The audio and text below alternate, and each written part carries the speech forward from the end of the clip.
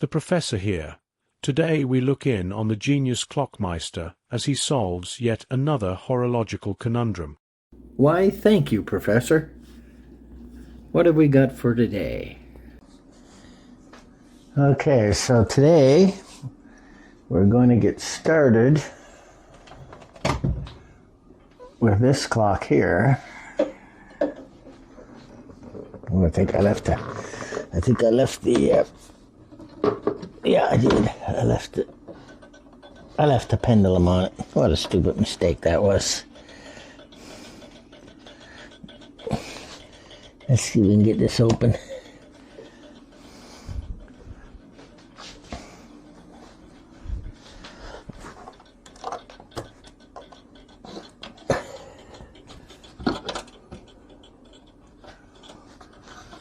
Oh, easy to break things if you don't take the pendulum out.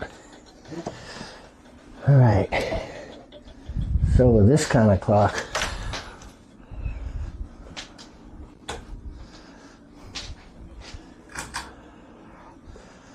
I'll put a little light on the subject here.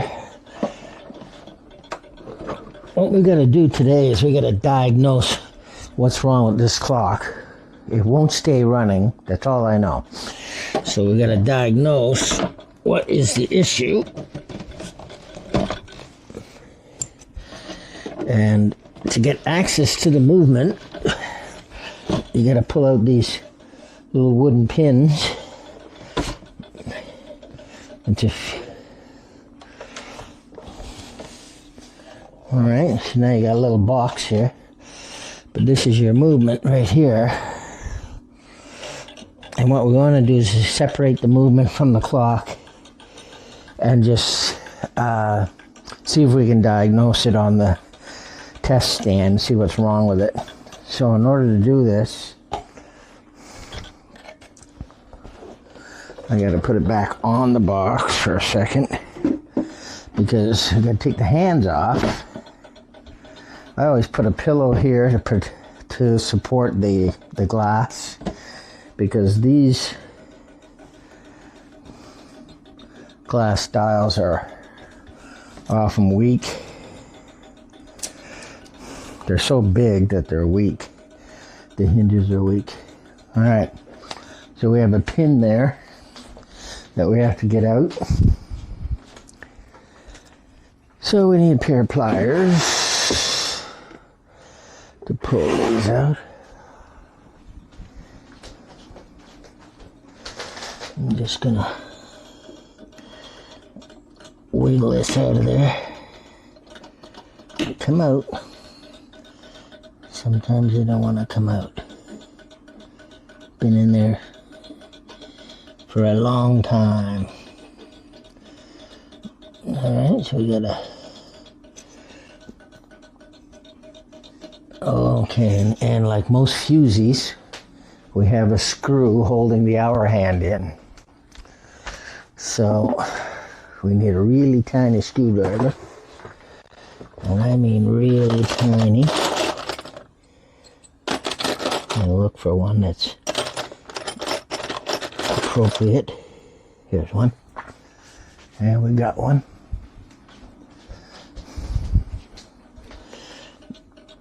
Baby screwdriver for a baby screw.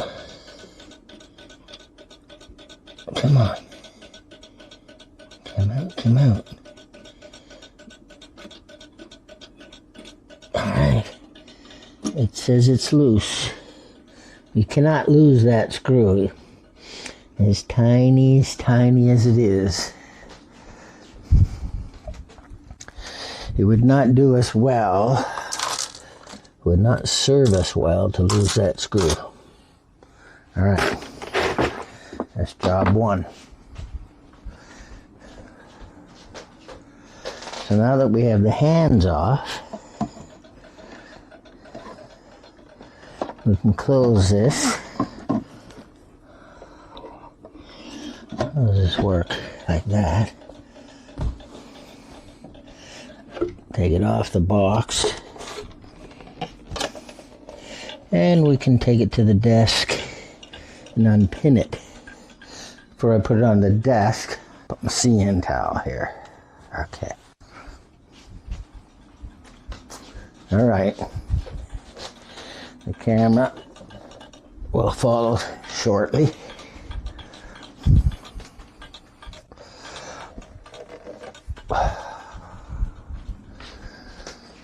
Okay, time to get the camera. Bring the camera along for the ride. There we go, Mr. Camera. You can see it runs well without the pendulum.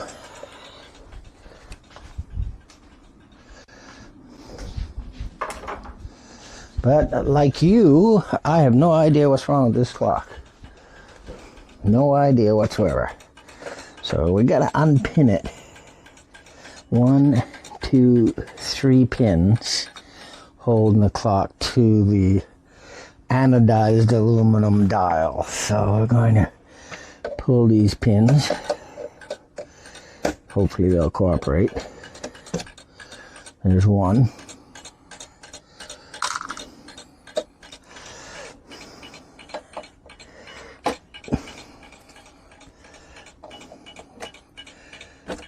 So there's 2. It looks like there's a new pin on this one. There's 3. And off comes our off comes our movement. And look at inside here. In a Carol, I think this was WJ Carol, but maybe that's a WJ, I don't know. There's a bunch of writing up here that seems to be scribbled out. And then it says Hughes, H Hughes, 59, 1859 or 1959, don't know. Over here it says 14 December 53, somebody Bridge, Lynn and something else, maybe a street. And then it says something repaired October 9th, 1936, and then a signature. So it looks like clappered repaired. I don't know what that means. Chappered, I don't know. But 1936 repair, a 1959 repair.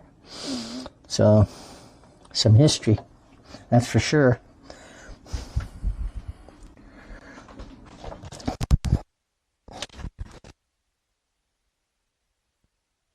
I'm just putting the clock back on the box.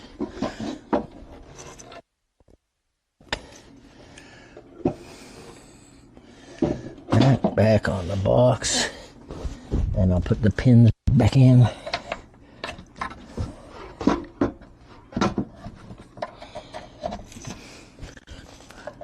Just to store them out of the way. Sorry, I was off camera for all of that. But I just wanted to dispose of the case. So now, look what we have here. Fairly dirty. We have a cable, not a chain. Very simple looking clock. Seems to run a run. So it just needs a cleaning, I think. Could just need oiling. So what I could do is run it. This is back in the day when people used to mark things into the brass.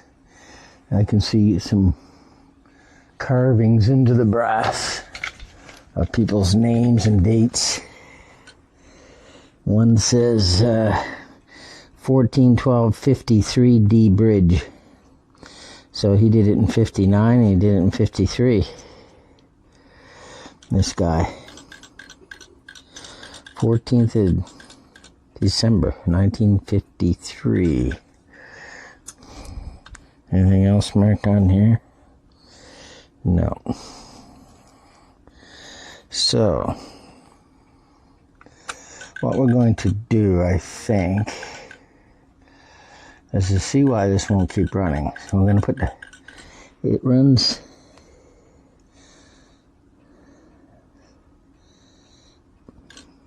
Seems to want to run without the pendulum, but once we put the pendulum back on, we'll see. And we'll put the hands back on, maybe. But we need to find a way to hang this. And I think we can do it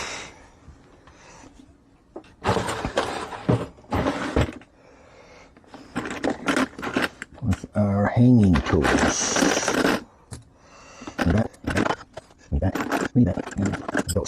Okay, so we want to set this out, so just like this. Okay. I used these over before. They're simple to use. And this is what you hang. Allow you to hang on the wall. So I can run it.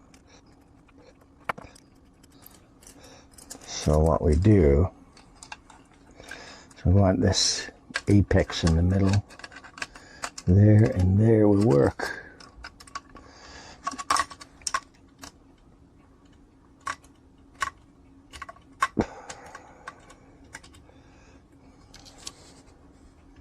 Nice firm hold.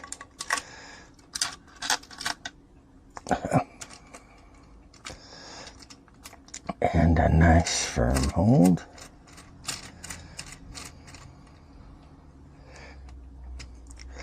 And then we screw this into a tight position.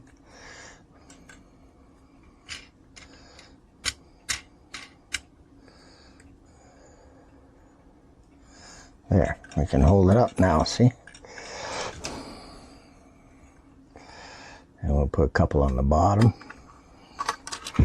Keep it away from the wall. And the last one's going to be trouble. I'll put it here.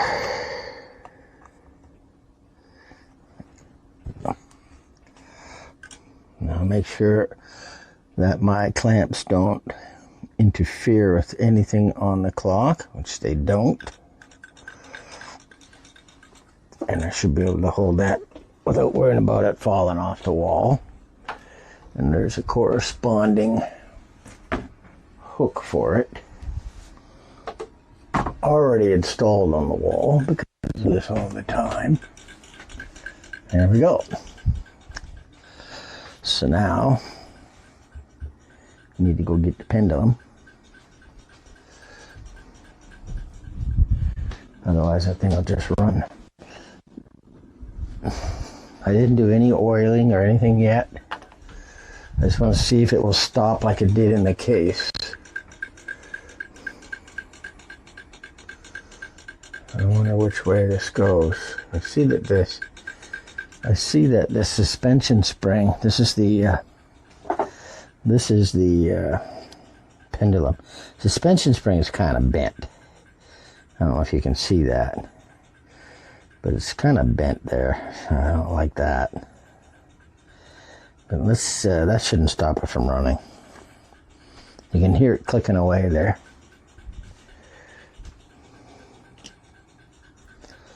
This is the setup I have. I don't know if you can see that. So what we're going to do, I don't know if I can hang this here. No. I'm just going to put that down there. And we're going to try to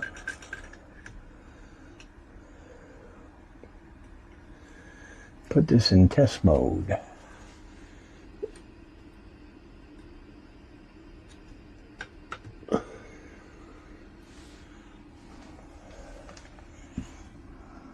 Okay, I need my glasses. I need my light.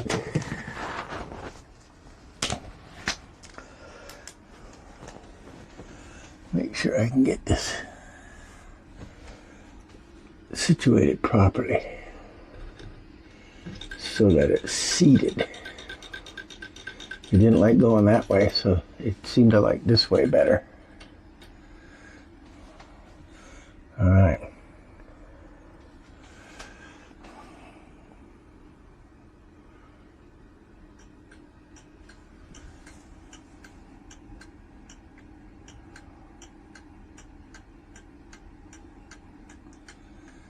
Okay, we gotta move this way a little bit.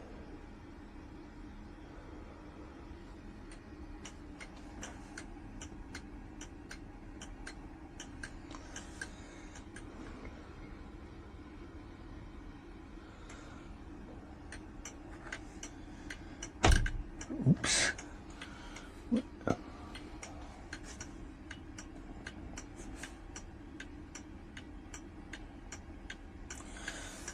In order for it to be in beat, it's got to be crooked.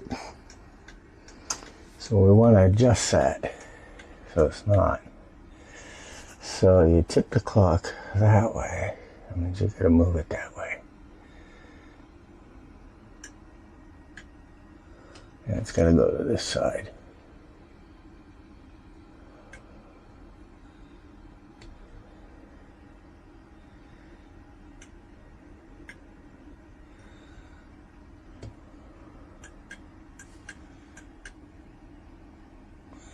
Yeah, these pivots. I'm looking at these pivot holes, and man, this thing has been rebushed, and they look pretty bad.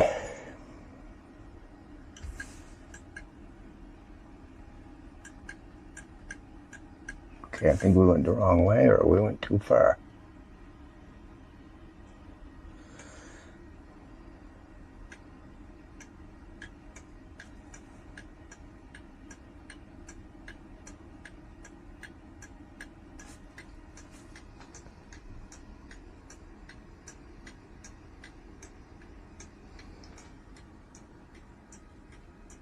There's no oil yet.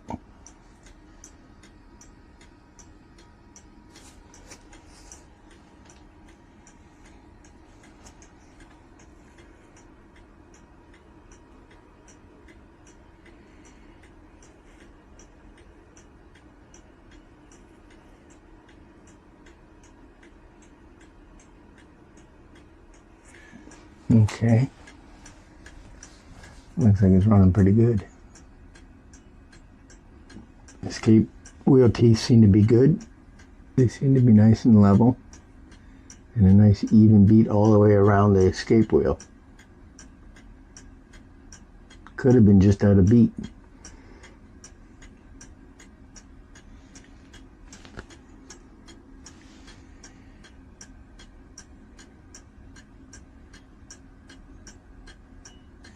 Okay, well, the only thing we can do, let it run for a while. See how that works. All right, well, that's all for this segment. We'll come back a day later. Oh, it stopped. We don't have to come back. It stopped. Okay, so what made it stop?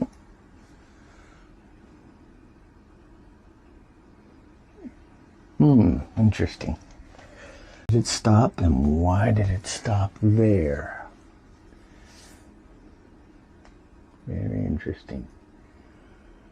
Okay, so we're going to have to mark where that stopped. Okay, let's have a little look here. I'm just going to make a little mark on the number 3 wheel because it's easy to access to show me where that stopped. See if it stops the same place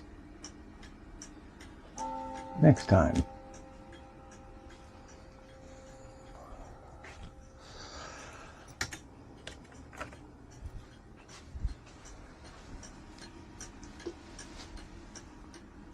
If it stops in the same place every time, then that's an indication that you have a bent tooth or something out of round.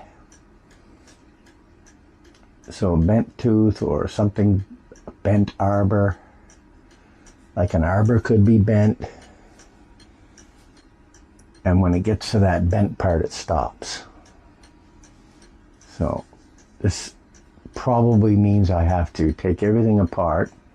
Well, I'm going to do that anyway because it just died, and it died in a different spot.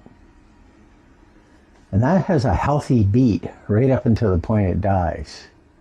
So I don't have the hands on, so we know the hands are not causing the problem. I do have the motion works in place. I didn't remove the motion works. So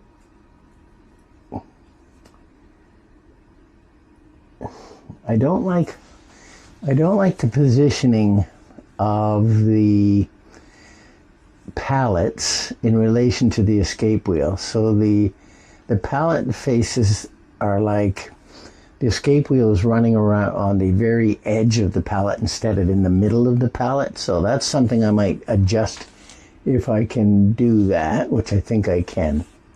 I'm going to adjust that. But I don't think that's what's stopping it, so it's a mystery.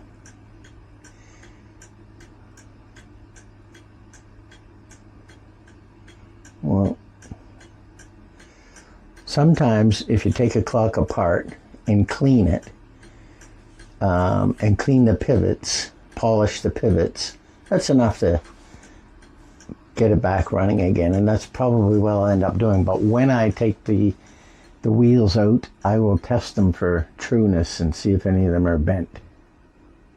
Yeah, it's just not staying going. It's just not happy about staying going. So got interrupted there, so we'll stop filming at this point.